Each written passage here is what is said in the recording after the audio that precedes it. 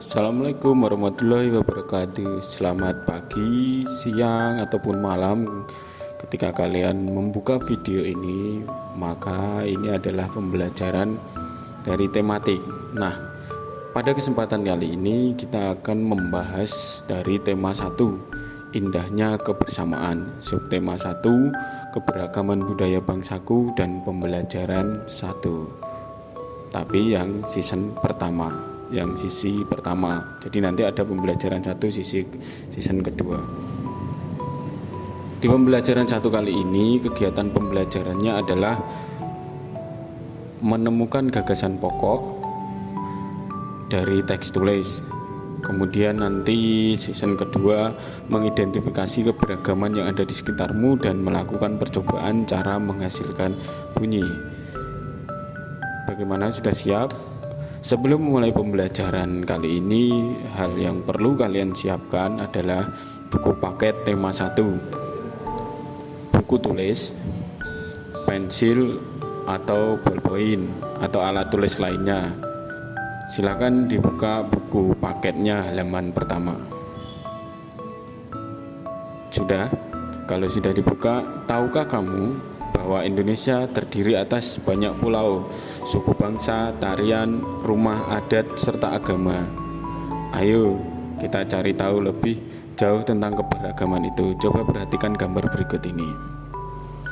Apa yang kamu pikirkan tentang gambar itu? Seorang anak perempuan sedang menaiki pakaian adat, kemudian di belakangnya ada rumah adat.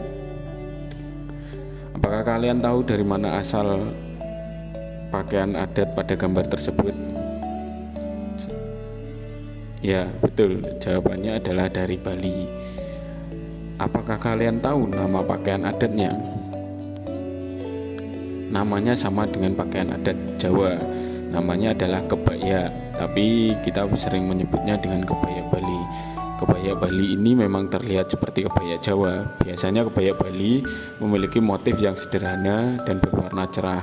Selain itu, dalam penggunaannya, kebaya ini lalu dipadukan dengan selendang yang diikat seperti sabuk. Dengan begitu, sisi anggun pada perempuan yang menggunakannya lebih terpancar. Tahukah kamu, Indonesia terdiri atas berbagai macam suku bangsa dan budaya, namun tetap dalam satu wadah Negara Kesatuan Republik Indonesia. Keberagaman tersebut merupakan anugerah dari Tuhan Yang Maha Esa dan wajib kita mensyukurinya. Jadi kita tetap tahu bahwa semboyan dari Indonesia itu adalah Bhinneka Tunggal Ika, berbeda-beda tetapi tetap satu jua. Untuk lebih jelasnya, mari kita simak teks bacaan berikut. Kalian juga bisa ikut membaca dalam hati pada teks di halaman 1 dengan judul Pawai Budaya. Pawai Budaya. Pawai budaya sangat menarik bagi warga kampung Babakan. Pawai ini selalu menampilkan keragaman budaya Indonesia. Udin dan teman-teman tidak pernah bosan menanti rombongan pawai lewat. Tahun ini mereka datang ke alun-alun untuk melihat pawai tersebut. Kakek Udin pun terlihat sabar menanti. Terdengar suara gendang yang menandakan rombongan pawai semakin dekat. Di barisan pawai terdepan terlihat rombongan dari Maluku. Rombongan laki-laki mengenakan kemeja putih, jas merah, dan topi tinggi dengan hiasan keemasan. Rombongan perempuan mengenakan baju sele. Baju ini terdiri dari atasan putih berlengan panjang serta rok lebar merah. Langkah mereka diiringi oleh suara tifa, alat musik dari Maluku. Bunyinya seperti gendang, namun bentuknya lebih ramping dan panjang. Budaya Maluku sangat menarik dan unik. Budaya Bali terkenal karena bunyi musiknya yang berbeda. Rombongan dari Bali membunyikan alat musik daerahnya, cengceng namanya. Alat ini berbentuk seperti dua keping simbal yang terbuat dari logam. Nyaring bunyinya ketika kedua keping ini dipadukan. Rombongan Bali diikuti oleh rombongan dari Toraja. Wanita Toraja memakai pakaian adat yang disebut baju poko. Rombongan laki-laki menggunakan pakaian adat yang disebut sepa talung buku. Rombongan Toraja membunyikan alat musik khas mereka, Pak Popang namanya. Alat musik ini berupa suling bambu besar yang bentuknya seperti angklung. Unik bentuknya, unik pula bunyinya. Budaya Toraja sangat menarik untuk dipelajari. Udin dan teman-teman senang melihat pawai budaya. Selalu ada hal baru yang mereka perhatikan setiap tahun. Pakaian adat dari berbagai suku di Indonesia selalu menyenangkan untuk diamati. Benar kata Ibu Udin, kebudayaan Indonesia memang sangat beragam, kaya dan mengagumkan. Apa yang dibicarakan pada paragraf pertama? Jika sudah selesai membaca, kalian pasti akan paham apa yang dibicarakan pada paragraf yang pertama. Ya, paragraf pertama membahas tentang pawai budaya sangat menarik bagi warga kampung Babakan. Setiap bacaan biasanya terdiri atas beberapa paragraf. Setiap paragraf memiliki gagasan pokok yang didukung oleh gagasan pendukung.